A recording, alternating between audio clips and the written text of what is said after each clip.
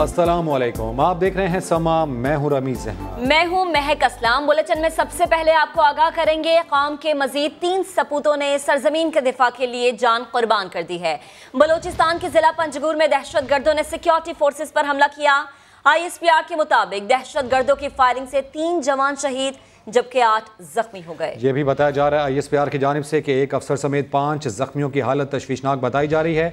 जख्मी फौजियों को CMH कोयटा मुंतकिल कर दिया गया है। सिक्योरिटी फोर्सेस का काफिला मामूल के गश्त पे था जब यह अफसोसनाक सूरत हाल पेश आई। दहशतगर्दों की बलोचिस्तान में सिक्योरिटी फोर्सेस पर यह फायरिंग का वाक़या है और ऐसे में दहशतगर्दों की फायरिंग से 3 जवान शहीद जबकि 8 जख्मी बताए जा रहे हैं।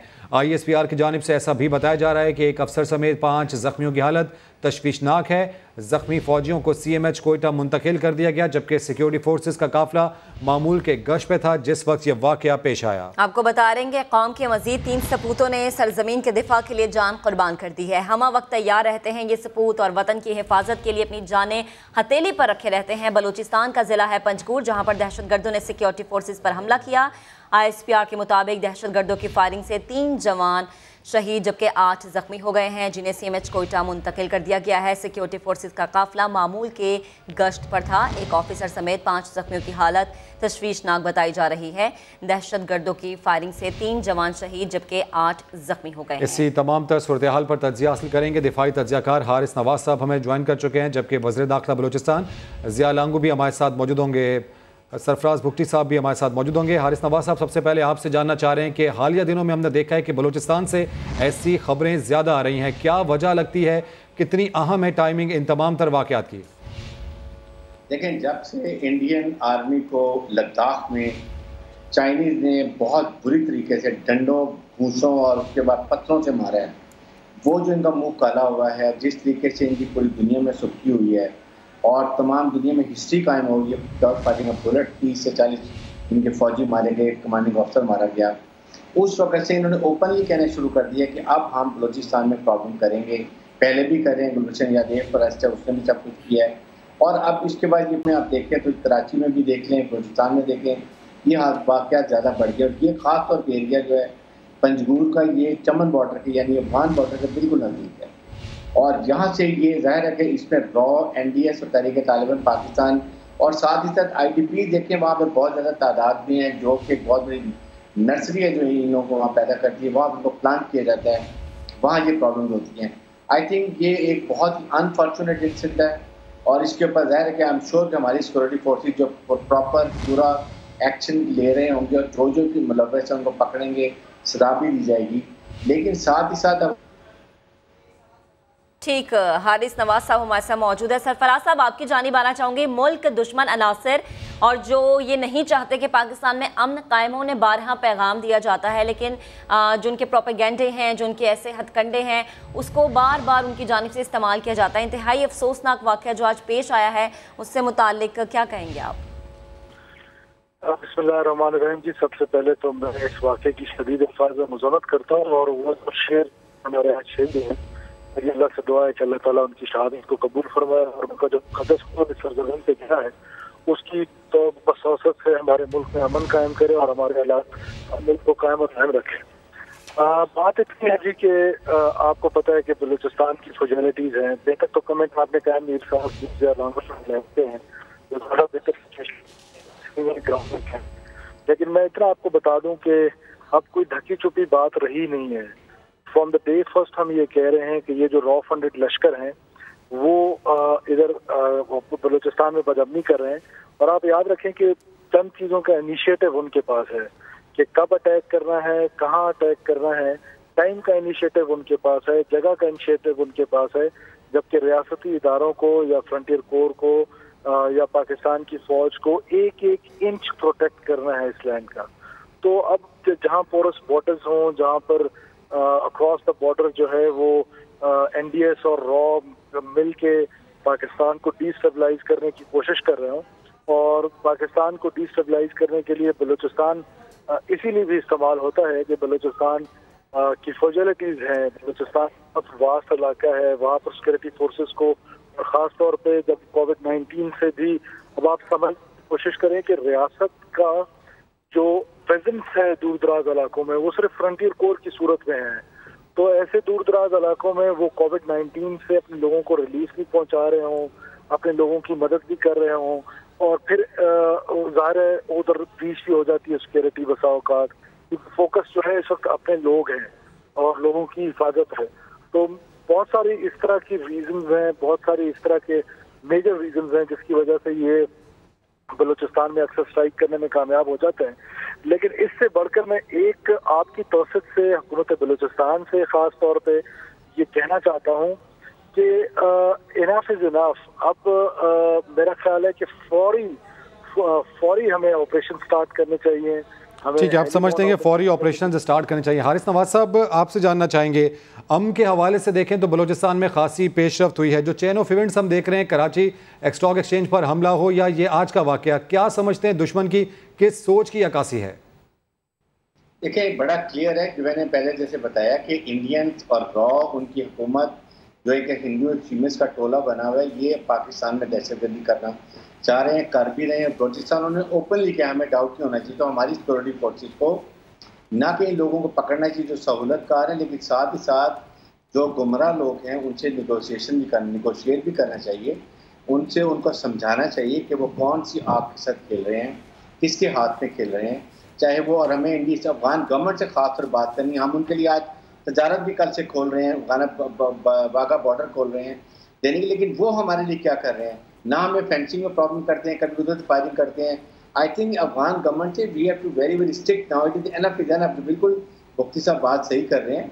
इस वक्त हमें बात करने की ज़रूरत है। साथ ही साथ हमें जो कश्मीर में जो कुछ वो कर रहे हैं, हम हर जगह गिव अप करते जा रहे हैं, खामोशी कर रहे हैं, पीस की बात कर रहे हैं, और इंडिया उससे गलत फ़ायदा उठा के हमें कमज़ोर समझ रहा है। हमें अपनी we are a nuclear state, हम इस वक्त बहुत स्ट्रॉन्ग पोजीशन में है। हमें कश्मीरियों की भी जो हमें राइट है उनकी मदद करने के लिए, और साथ ही साथ बलूचिस्तान में स्ट्रॉन्ग सिक्योरिटी फोर्सेस का एक्शन तो होगा ही, फौज हमेशा एक्शन लेती है, लेकिन साथ बलूचिस्तान गवर्नमेंट को उनसे निगोशिएट भी करने की जरूरत है जो भी घूम रहा है। और ये मिसिंग पर्सन की बात है, ये तमाम लोग जो अफगानिस्तान में गए हुए हैं, जान के यहाँ गायब हुए हैं, रॉन इनको एनरोल किया हुआ है। जब कोई धमाका होता है, जब कोई, लेकिन पाक फौज इनके खिलाफ सीसा फैलाई दीवार है। और आज का ये वाकया जहां पर कौम के मजीद 3 सबूत सरजमीन के दिफा के लिए जान कुर्बान कर चुके हैं। बलूचिस्तान के ज़िला पंजगुर में ये अफसोसनाक वाकया पेश आया। इसी तमाम दर सूरत हाल पर ब्रिगेडियर रिटायर्ड हारिस नवाज साहब और सरफराज भुट्टी साहब, आप इजहार ख्याल कर रहे थे, आपका शुक्रिया। और इस्लामाबाद से अच्छी खबर है कि ओगरा ने गैस कंपनियों की तरफ से कीमत में इजाफे की दरख्वास्त मुस्तरद कर दी और गैस महंगी करने के बजाय सस्ती कर दी जाएगी। मजीद जान लेते हैं समा के नुमाइंदे वहाब कामरान से। वहाब, बताइएगा इस पेशरफ से मुतालिक। जी रमीज, अच्छी खबर है आवाम के लिए कि ओगरा ने जो गैस महंगी करने की दरख्वास्तें मौसूल हुई थी अथॉरिटी को, वो दरख्वास्तें मुस्तरद कर दी हैं दोनों सुई गैस कंपनियों की, और गैस महंगी करने की बजाय 6% तक सस्ती कर दी गई है ओगरा की जानिब से। सुई नादरन के लिए 40 रुपये 94 पैसे CMMBTU, जबकि सुई सदरन के लिए 45 रुपये 28 पैसे CMMBTU गैस की कीमत में कमी की गई है। और ओगरा का कहना है कि ये जो कमी है रवा माली साल यानी माली साल 2020-21 के लिए की गई है। सुई सदरन में गैस की कीमत 1287.19 पैसे, जबकि सुई नदरन ने 881 रुपये 53 पैसे इजाफे की सिफारिश की थी। ताहम ये दरख्वास्तें मुस्तरद करके अवाम को रिलीफ किया गया है ओगरा की जानिब। अपडेट्स के लिए शुक्रिया वहाब। लेकिन कराची वालों के लिए बिजली गैस महंगी होगी या नहीं, विफाकी काबीना में फैसला 2 दिन के लिए टल गया है। होटल्स और शादी हॉल्स खोलने का मामला असद उमर देखेंगे। वजीर आजम ने कहा शहरी ईद उल अजहा पर बहुत एहतियात करें। वजीर इत्तलात शिबली फराज ने अपोजिशन को एजेंडे से आरी और एहसन इकबाल को दरबारी भी करार दे दिया। इस्लामाबाद से अब्बास शबीर की रिपोर्ट। कराची वालों के लिए बिजली गैस महंगी करने का मामला। वफाकी काबीना ने के इलेक्ट्रिक के टैरिफ में इजाफे से मुतालिक ECC के फैसले की तौसीक नहीं की। मामला एनर्जी कमेटी के सुपुर्द। काबीना ने ये फैसला किया कि गैस की कीमतों और के इलेक्ट्रिक के हवाले से फैसला आइंदा हफ्ते की काबीना इजलास में किया जाएगा। मीडिया ब्रीफिंग में शिबली फराज ने पेंशन खत्म करने से मुतालिक सोशल मीडिया पर ज़ेरे गर्दिश खबरों की तरदीद भी कर दी। ओपोजिशन पर बरसना ना भूले तो एहसन इकबाल को करारा जवाब भी दे दिया। ये वो दरबारी हैं जो कि आके यहाँ पे कौम का भी वक्त जाया करते हैं। इनमें इतनी शर्म नहीं है कि एक ऐसे लीडर को आप रिप्रेजेंट कर रहे हैं जो कि भागा हुआ है। इजलास में वजीर आजम ने कहा उज़ैर बलोच GIT मामले पर पूरी काबीना वजीर बहरी उमूर अली जैदी के साथ खड़ी है। काबीना अरकान का कोरोना केसेस में भी कमी पर इजहार इत्मीनान। ईद उल अजहा पर कोरोना SOPs की पाबंदी यकीनी बनाने की हिदायत। होटल और शादी हाल खोलने का मामला NCOC सरबराह असद उमर को सौंप दिया गया। के इलेक्ट्रिक की ओवर बिलिंग क्यों, तफसील थोड़ी देर बाद। कराची में लोड शेडिंग और के इलेक्ट्रिक पर कौमी असम्बली में बहस हुई है। पीपल्स पार्टी और तहरीक इंसाफ आमने सामने आ गए। फैसल वाडा ने कहा बिलावल भुट्टो जो रिपोर्ट कल लहरा रहे थे वो पीपल्स पार्टी के खिलाफ ही चार्जशीट है। वजीर तवानाई उमर अयूब ने कहा कि पीपल्स पार्टी ने कौमी खजाने को लगभग 6 अरब का टीका लगाया। इस्लामाबाद से उस्मान खान की रिपोर्ट। कराची में लोड शेडिंग की इस्लामाबाद के ऐवानों में गूंज। पीपल्स पार्टी और तहरीक इंसाफ के अरकान कौमी असम्बली ने एक दूसरे पर खूब बिजलियां गिराईं। फैसल वावडा बोले बिलावल भुट्टो ने प्रेस कॉन्फ्रेंस में जो रिपोर्ट लहराई वो तो उनकी अपनी हुकूमत के खिलाफ फर्दे जुर्म है। अबराज के साथ जब के इलेक्ट्रिक का सौदा हो रहा था, गवर्नमेंट पीपल्स पार्टी की थी। इस रिपोर्ट में ये भी लिखा है कि ये अबराज का जो मालिक है नकवी साहब, वो इमरान खान साहब के दोस्त हैं। दोस्त हमारे दोस्तियां निभा आप रहे थे। हुकूमती तनकीद पर जाले रहनुमा नवीद कमर बोले सरकार के पास अख्तियार है, तहकीकात करा ले। आप जिस वक्त की बात कर रहे हैं कि जहां गैस की मुल्क में एक सिवियर शॉर्टेज थी, the idea was to keep the price of electricity at the same level as before. ये भी इनके पास है, नैब भी इनके पास है, जो भी ये चाहेंगे करेंगे। इस्तदा करूंगा कि आप कमेटी को भेजें। वजीर तवानाई उमर अयूब ने कहा मुल्क को लोड शेडिंग और कर्जों की दलदल में पीपल्स पार्टी ने धकेला, भुगत हम रहे हैं। जहाँ तक एनर्जी के बारे में काम बात है, इनके वो गलत मुआहदे थे जो आज हमारे गले में फंदा डाले हुए हैं। इन्होंने लोड शेडिंग के पूरे दरवाजे इन्होंने खोल दिए। हुकूमती नुमाइंदों का कहना था कि इलेक्ट्रिक के लिए जो तेल खरीदा गया उसकी मद में पीपल्स पार्टी ने 5.8 अरब रुपए का बोझ कौमी खजाने पर क्यों लादा, जवाब तो देना होगा। के इलेक्ट्रिक ने नए ग्रिड स्टेशन की तामीर के लिए अराजी अलॉट करा ली, लेकिन नए मंसूबों में मगन के इलेक्ट्रिक के पुराने पावर प्लांट जवाब देने लगे। बिन कासिम पावर प्लांट के एक यूनिट पर तकनीकी खराबी के बाद शहर में लोड शेडिंग का दौरानिया 10 घंटे कर दिया गया।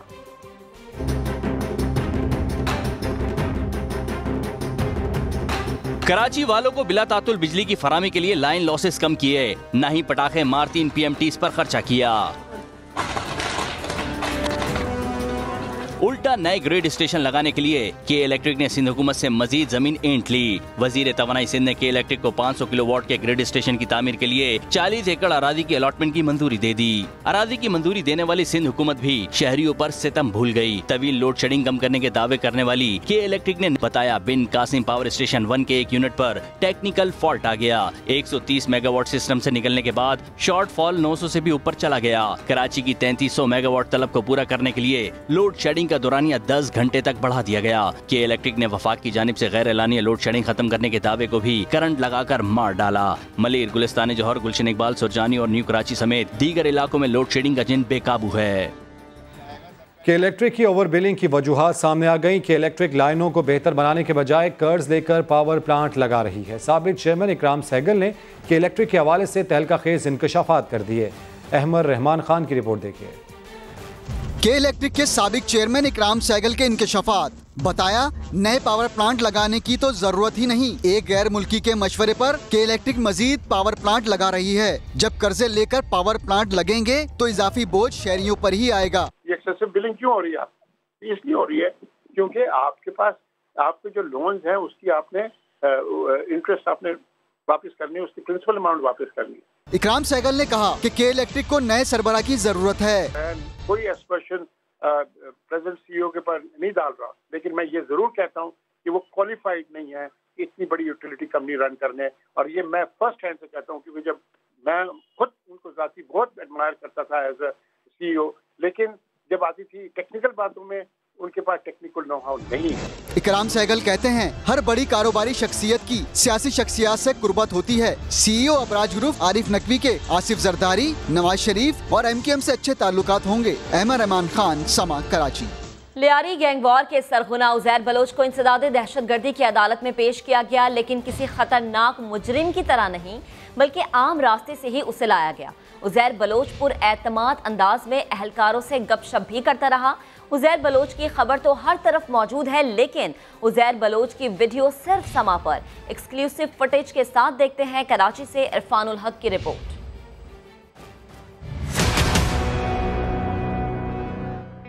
हाथों में हथकड़ी, मगर चेहरे पर इत्मीनान, कॉटन का सूट और पुरएतमाद। कराची के इंसदाद दहशतगर्दी की अदालत में ये कोई मामूली मुल्जिम नहीं, बदनाम जमाना गैंग वॉर के सरगना उज़ैर जान बलोच को लाया जा रहा है, मगर इस तरह जैसे कोई मामूली मुल्जिम हो, क्योंकि उज़ैर बलोच जैसे खतरनाक मुल्जिमों को तो ATC के मखसूस रास्ते से लाया जाता है, चंद अहलकारों के दरमियान टहलते हुए।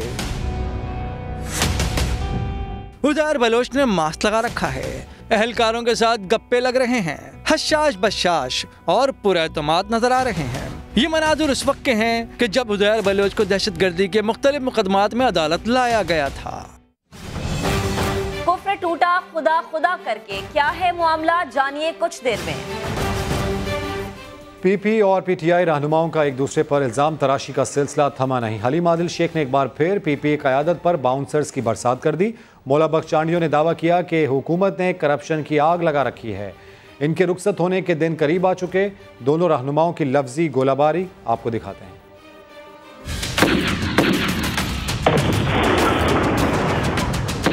शुरू हो चुका है, इंशाल्लाह करप्शन का खात्मा शुरू हो चुका है। अभी ये कह रहे नहीं छोड़ूंगा चीनी वालों को, आपको याद है ना, नहीं छोड़ूंगा। जो जिनका बड़ा नाम था वो तो बाइज्जत जहाजों में बैठकर दुनिया से दूसरे मुल्कों में चले गए। लतीफा सुनाया बिलावल सरदारी ने कि भाई सबसे करप्ट हुकूमत PTI की है, इससे बड़ा लतीफा सदी का हो नहीं सकता। आपने जो इस मुल्क में करप्शन की आग लगा रखी है वो छुपेगी नहीं। इमरान खान साहब के वालिद इकरामुल्लाह खान न्याजी साहब इंपीरियल कॉलेज लंदन से पढ़े हुए थे, टिकटें नहीं ब्लैक करते थे बम्बिनो सिनेमा के आगे। बिलावल साहब पे लाख इल्जाम लगाओ, करप्शन का इल्जाम नहीं लगा सकते। बिलावल साहब मौलाना की पीठ पे सवार होकर अब इस्लामाबाद जाओगे, आपकी टांगों में दम नहीं है। अगर ये इस अंदाज से, सियासी अंदाज से नहीं जा रहे हैं तो ऐसे लोग जैसे जाते हैं फिर कभी दिखाई नहीं देते। ऐसे कई नाम है। अदालती कार्रवाई की बात करें, सिंध हाई कोर्ट का हुक्म इम्तना 3 हफ्ते के लिए मअतल। सुप्रीम कोर्ट ने हुकूमत को शुगर मिल्स के खिलाफ कार्रवाई की इजाजत दे दी। हुकूमती अहदेदारों को कमीशन रिपोर्ट पर बयानबाजी से रोक दिया गया। दौरान समाअत विफाकी हुकूमत ने पेट्रोलियम बहरान पर भी कमीशन बनाने का इंदिया दे दिया। इस्लामाबाद से जुल्करनैन इकबाल रिपोर्ट करेंगे। हुकूमत और इदारे शुगर मिल्स के खिलाफ कानून के मुताबिक कार्रवाई करें। सुप्रीम कोर्ट ने बड़ा हुक्म दे दिया। सरकार को कार्रवाई की इजाजत देने के साथ साथ मिल्स मालिकान के खिलाफ गैर जरूरी पकड़ दकड़ न करने की हिदायत। ये भी कहा कि अदालती फैसले तक शुगर मिल्स के खिलाफ हुकूमत कोई हतमी हुक्म नहीं जारी कर सकती। हुकूमती अहदेदारान को शुगर कमीशन रिपोर्ट पर बयानबाजी से भी रोक दिया गया। शुगर मिल्स के वकील मखदूम अली खान का मौक़िफ़ था कि हुक्म इम्तना खारिज हुआ तो हाई कोर्ट में केस मुतासिर हो सकता है, जिस पर सुप्रीम कोर्ट ने सिंध हाई कोर्ट का हुक्म इम्तना 3 हफ्ते के लिए मुअत्तल किया और कहा कि शुगर मिल्स की दरखास्तों पर सिंध और इस्लामाबाद हाई कोर्ट 3 हफ्ते में फैसला करे। दौरान समाअत अटार्नी जनरल ने कहा कि ये पहला कमीशन है जिसमें 2 वज़राए आला और वजीर आजम के करीब 3 साथी को भी पेश होना पड़ा। अब हुकूमत चीनी के बाद पेट्रोलियम बहरान पर भी इंक्वायरी कमीशन बना रही है, लेकिन चाहते हैं कि पेट्रोल कमीशन से पहले हुक्म इम्तना वाला मसला हल हो। आगे बढ़ते हैं। शरीफ बरादरान के लिए नई मुश्किल। चेयरमैन नैब ने नवाज शरीफ के खिलाफ एक और इन्वेस्टिगेशन और शहबाज शरीफ के खिलाफ करप्शन की नई इंक्वायरी की मंजूरी दे दी। छोटे मियां साहब और राहत चीमा के खिलाफ LDA में करप्शन की इन्वेस्टिगेशन अदम शवाहिद की बिना पर बंद कर दी गई। इस्लामाबाद से सुहेल रशीद की रिपोर्ट। नैब मुकदमात का सामना करते शरीफ खानदान के लिए नया इम्तिहान। चेयरमैन नैब की ज़ेर सदारत एग्जीक्यूटिव बोर्ड की साबिक वज़ीर आज़म नवाज शरीफ के खिलाफ एक और इन्वेस्टिगेशन की मंजूरी। बड़े मियां साहब के खिलाफ रायविंड रोड इंक्वायरी को इन्वेस्टिगेशन में तब्दील कर दिया गया। नवाज शरीफ पर सरकारी खर्च से अड्डा प्लाट से जाती उम्रा तक सरकारी खर्च से जाती इस्तेमाल के लिए सड़क बनाने का इल्जाम है। नैब एलामिये के मुताबिक शहबाज शरीफ के खिलाफ अख्तियारात के गलत इस्तेमाल पर नई इंक्वायरी भी मंजूर। छोटे मियां को LDA प्लाट्स अलाटमेंट केस में रिलीफ भी मिल गया। नैब ने शहबाज शरीफ और राहत चीमा के खिलाफ जारी इन्वेस्टिगेशन अदम शवाहिद पर बंद करने की मंजूरी दे दी। साबिक सेनेटर सरताज अजीज और लीगी रहनुमा राना मोहम्मद इकबाल के खिलाफ भी अख्तियारात के नाजायज इस्तेमाल की इंक्वायरी होगी। कौमी एहतसाब ब्यूरो ने CEO RPL अरशद वहीद और दीगर के खिलाफ बदउनवानी का रेफरेंस दायर करने की मंजूरी भी दे दी। Chairman NAB justice retired Javed Iqbal ने एक बार फिर मुल्क से बदउनवानी के खात्मे को तरजीह करार दिया। कहा कौमी दौलत लूटने वालों को ठोस शवाहिद की बुनियाद पर कानून के मुताबिक सजा दिलवाएंगे। नारोवाल स्पोर्ट्स सिटी मंसूबे की फंडिंग रोककर वज़ीर-ए-आज़म ने कौमी खजाने को अरबों रुपए का नुकसान पहुंचाया। नैब कार्रवाई करे। नून लीगी रहनुमा एहसन इकबाल ने दरखास्त दे दी, कहा इमरान खान करप्शन की सबसे बड़ी छतरी बन चुके, चेयरमैन नैब फेस नहीं केस देखें। इस्लामाबाद से आदिल तनौरी की report. Narowal sports city reference भुगतने वाले एहसन इकबाल का इसी केस में वज़ीर-ए-आज़म के खिलाफ कार्रवाई के लिए नैब से रुजू। दरख्वास्त जमा कराने के बाद कहा इमरान खान ने फंडिंग रोकी तो मंसूबे की लागत अरबों रुपए बढ़ गई, यूं कौमी खजाने को भारी नुकसान पहुँचा। इमरान अहमद नियाजी की इस सियासी इंतकामी कार्रवाई के नतीजे में पाकिस्तान एक खेलों के बेहतरीन मंसूबे से महरूम हुआ है। हुकूमत के खिलाफ भड़ास निकालते हुए मतवाले रहनुमा ने यहाँ तक कह दिया कि अगर ये हुकूमत रही तो मुल्क को कोई नहीं संभाल सकेगा। पीटीआई की करप्शन नजर नहीं आती, क्या इसको गंदम और चीनी का बहरान नजर नहीं आता? इमरान अहमद नियाजी करप्शन की सबसे बड़ी छतरी बन चुका है। चेयरमैन साहब, मैं उम्मीद करता हूँ कि आप इसमें हैंडसम फेस नहीं देखेंगे, आप ये केस देखेंगे। एहसन इकबाल का कहना था कि मुल्की इदारों को बदनाम किया जा रहा है। ये पेश गोई भी कर दी कि आइंदा इलेक्शन में MQM से भी बड़े सवाल होंगे। और वफाकी वजीर फैसल वावडा ने नून लीग को मईशत पर मुनाजरे का चैलेंज दे दिया। कौमी असम्बली में खिताब करते हुए कहा शाहिद हकान अब्बासी, मिफ्ता इस्माइल और मोहम्मद जुबैर मुआशी चैंपियन बनते हैं, चाहे तो हमारी टीम इनके साथ बैठ सकती है, टीवी पर 30 दिन में मुनाजरा कर लें ताकि पूरी कौम हकायक का पता चल सके। उन्होंने मजीद क्या कहा, आइए सुनते हैं। 3 आदमी हैं इनकी तरफ से, खाकान अब्बासी साहब, मोहम्मद जुबैर साहब और मिफ्ता इस्माइल साहब, जो इकॉनमी के चैंपियन समझे जाते हैं और उन्होंने इकॉनमी चलाई है। फाइनेंस मिनिस्टर साहब तो मुल्क बदर हैं, मुल्क से भागे हुए हैं। अब हमारी तरफ से 3 आदमी, असद उमर, हफीज शेख और हम्माद अजहर, 30 दिन का टाइम लगते हैं आज से। चैलेंज कबूल करें। 60 शोज हैं 8 बजे और 10 बजे के, दोनों को आमने सामने बिठाएं, वो बताएंगे कि हमारी चीजें ठीक हैं, हमने मुल्क को तबाही से निकाला है या आपने मुल्क को तबाही में धकेला था। पाकिस्तानी कौम खुद आगे डिसाइड कर लेगी। फैसल वाडा ने कौमी असम्बली में खड़े होकर नून लीग को टीवी पर मनाजरे का चैलेंज दिया। नून लीग ने चैलेंज कबूल कर लिया। समा के प्रोग्राम नदीम मलिक लाइव के मेज़बान ने फरीकैन को मुनाजरे के लिए अपना प्लेटफॉर्म पेश कर दिया। फैसल वाडा और शाहनवाज रांझा ने यह ऑफर कबूल भी कर ली। ऐसे करते हैं, ये नदीम मलिक लाइव के अगले 30 के 30 प्रोग्राम में इस पूरे पैनल को आपके वक्फ करता हूँ। ये अपने बंदों की जिम्मेदारी है। फ्लोर ऑफ द हाउस में बात की, प्राइम मिनिस्टर के सामने आप अपने बंदों की दस्तयाबी यकीनी बनाएं, इनके बंदों का। ये तो बड़ा अच्छा काम है, ये तो नेकी का काम है, ये करें। पे प्रोग्राम करता हूं, कुछ और नहीं करता। आप कर लें, ये आपको सवाब भी 6 बंदों के पैनल के ऊपर मैं प्रोग्राम किया करूंगा। आप मुझे अपने बंदों की टीम इंश्योर करें। मैं आपको बताता हूँ, 2-2 घंटे का कर लूंगा। आप तैयार करें, आप 2-2 घंटे का करें। सर सब कल दावत दे दें, इनके हफीज शेख साहब को भी और उधर से नून वालों को भी एक को बुला लें, ठीक है? ऑन एयर कह दिया। और मुश्किल जितनी भी बड़ी हो, हौसला नहीं हारना। न्यूज़ एंकर नाइला मलिक दूसरों के लिए मिसाल बन गई। खातून एंकर दूसरी बार कैंसर का शिकार हुई, इसके बावजूद उन्होंने हिम्मत न हारी, वो बहादुरी से बीमारी का मुकाबला कर रही हैं। न्यूज एंकर नायरा मलिक अज़्मो हिम्मत की मिसाल बन गईं। बाहिम्मत नायरा को दूसरी बार कैंसर हुआ, लेकिन इसके बावजूद उनके हौसले बुलंद और आजमाइश में भी वो साबित कदम हैं। मैं कहूँगी कि मेरी लाइफ का बेहतरीन टाइम यही है। और इस बेहतरीन टाइम में मैंने इतना कुछ सीखा है। नायरा मलिक के मुताबिक इंसानों से तवक्कात लगाने का कोई फायदा नहीं। अपने खालिक से ताल्लुक जोड़ लिया जाए तो कठिन वक्त भी गुजर जाता है। हम डायरेक्ट अपने बनाने वाले से क्यों नहीं मांगते कि भाई मुझे ये चाहिए और इस बॉडी की हिफाजत मुझे करनी ही है, जब तक मुझ पर अल्लाह पाक ने इसकी जिम्मेदारी डाली हुई है। मारूफ अदाकारा नादिया जमील भी कैंसर को शिकस्त दे चुकी हैं। तकलीफ दे इलाज के दौरान भी अदाकारा बेखौफ दिखाई देती थीं। अपनी बीमारी से मुताल्लिक वो मदाहों को सोशल मीडिया पर आगाह करती रहती थीं। आर्मी चीफ ने कैंसर के मरीज बच्चे का पाक फौज में शमूलियत का ख्वाब पूरा कर दिया। सिपह सलार की वीडियो लिंक पर कराची के अली रजा से मुलाकात, खैरियत दरियाफ्त की और अलजरा टैंक का मॉडल तोहफे में दिया। इस्लामाबाद से उस्मान खान अपनी रिपोर्ट के साथ। मेरा नाम अली रजा है, मैं कैंसर का मरीज हूँ। मेरी ख्वाहिश है मैं आर्मी में जाके अपने मुल्क की हिफाजत करूँ।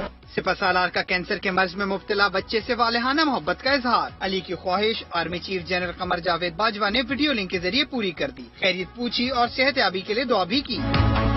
सिपह सालार की जानिब से अली रजा को पाक फौज के अलजरा टैंक का मॉडल भी पेश किया गया। जनरल कमर जावेद बाजवा ने बच्चे के जज्बे को सराहा। अली रजा ने अपना दिली ख्वाब पूरा होने पर आर्मी चीफ का शुक्रिया अदा किया। मुझे पाकिस्तान आर्मी से बहुत ज्यादा मोहब्बत है। आज वर्दी पहन के मैं बहुत ज्यादा खुश हूँ। मैं आर्मी चीफ का बहुत ज्यादा शुक्रिया अदा करता हूँ। पाक फौज जिंदाबाद। कैंसर के मरीज अली रजा के वालिद कराची की मुकामी फैक्ट्री में मजदूर हैं।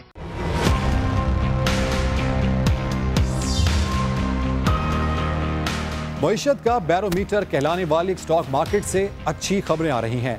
पाकिस्तान स्टॉक एक्सचेंज में मुसलसल 13वें सेशन में तेजी देखी गई। मजबूत रुझान का ये सिलसिला 26 जून को शुरू हुआ। 29 जून को पाकिस्तान स्टॉक एक्सचेंज पर हमला हुआ, फायरिंग होती रही, दस्ती बम फटे, मगर मार्केट मजबूती से खड़ी रही। 1 जुलाई को इंडेक्स में 467 और 3 जुलाई को 523 पॉइंट्स का खातिर खा इजाफा देखा गया। इसी तरह 9 और 13 जुलाई को भी मार्केट 400 से जायद पॉइंट्स के इजाफे के साथ बंद हुई। आज भी इंडेक्स 126 पॉइंट बढ़कर 36,745 की सतह पर बंद हुआ। तेजी के इन 13 दिनों में मजमूई तौर पर मार्केट में 3036 पॉइंट्स का इजाफा हो चुका है। विफाकी वजीर इत्तलात शिबली फराज ने इस मस्बत रुझान पर खुशी का इजहार किया है। ट्विटर पैगाम में उन्होंने कहा कि पाकिस्तान स्टॉक एक्सचेंज में तेजी बता रही है कि सरमायाकार पाकिस्तान पर भरपूर एतमाद का इजहार कर रहे हैं। और मोल पाकिस्तान ने कोहाट में खाम तेल और गैस के ज़खायर मिलने का ऐलान कर दिया है। ये दरियाफ्त हुआ है ज़खीरा कोहाट के टल ब्लॉक में, जहां से 1 करोड़ 61 लाख मौक़फ़ फीट गैस और 3240 बैरल यौमिया खाम तेल हासिल किया जा सकेगा। ये दरियाफ्त टेस्टिंग के दौरान मामी खेल साउथ 1 कुएं से हुई है। मोल कंपनी की जानिब से इस कुएं पर मजीद टेस्टिंग का अमल जारी है। कंपनी के मुताबिक पख्तूनख्वा टल ब्लॉक में गैस की ये 10वीं दरियाफ्त है। इस फील्ड से 1 साल से कम अरसे में सप्लाई भी शुरू कर दी जाएगी।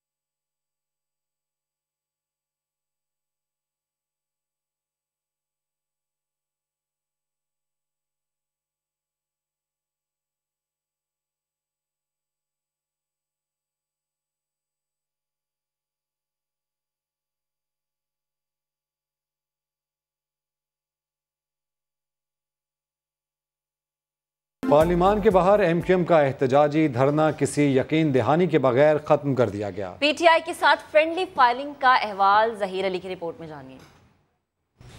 कराची में बस बिल और बिलबलाहट मौजूद, बिजली नायाब, क्योंकि निजी कंपनी के इलेक्ट्रिक, सरकार, निजाम, अवाम सब पर भारी। सुप्रीम इदारे पार्लिमान के अरकान तक बेबस और एहतजाज पर मजबूर। पार्लियामेंट के बाहर MQM का धरना, जमात इस्लामी और PTI का भी भरपूर इजहार यकजहती। मेयर कराची वसीम अख्तर का असद उमर से शिकवा, वजीर आजम को माजी का डी चौक भी याद दिला दिया। इमरान खान साहब को हमने इसी जगह खड़े होकर देखा है, उनकी तकरीरें देखी हैं, उन्होंने बिल फाड़े हैं, तो क्या मैं उनके नक्शे कदम पे चलवाऊं अपने लोगों को, कराची के लोगों को मैं ये कहूँ या बिल फाड़ दो? जवाब में असद उमर का भी भरपूर फ्रेंडली फायर। बोले हमें भी कहा जाता है मेयर काम नहीं करता, ये भी बता दिया कि शहर कायद में रोशनियां जल्द लौटने वाली नहीं। हमें भी बहुत लोग यही सवाल पूछते हैं कि आपके इत्तेहादी हैं, मेयर आपका है, कराची में तो कचरा भी नहीं उठाया जा रहा। फिर हमारी जिम्मेदारी होती है कि हम उनको बताएं कि किस तरीके से सिंध हुकूमत ने मफलूज किया हुआ है। 150 मेगावाट बिजली कराची में सप्लाई का इजाफा किया जा रहा है अगले 3 साल के अंदर। मुजाहिरीन का के इलेक्ट्रिक को विफाकी तहवील में देने का भी मुतालबा, जबकि इत्तेहादी वज़रा से लोड शेडिंग खात्मे का टाइम फ्रेम मिले बगैर ही धरना रवायती तकरीरों और यकीन दहानियों के बाद खत्म कर दिया गया। ब्रेक के बाद हाजिर होंगे हेडलाइंस के साथ। आप देखते रहिए समा।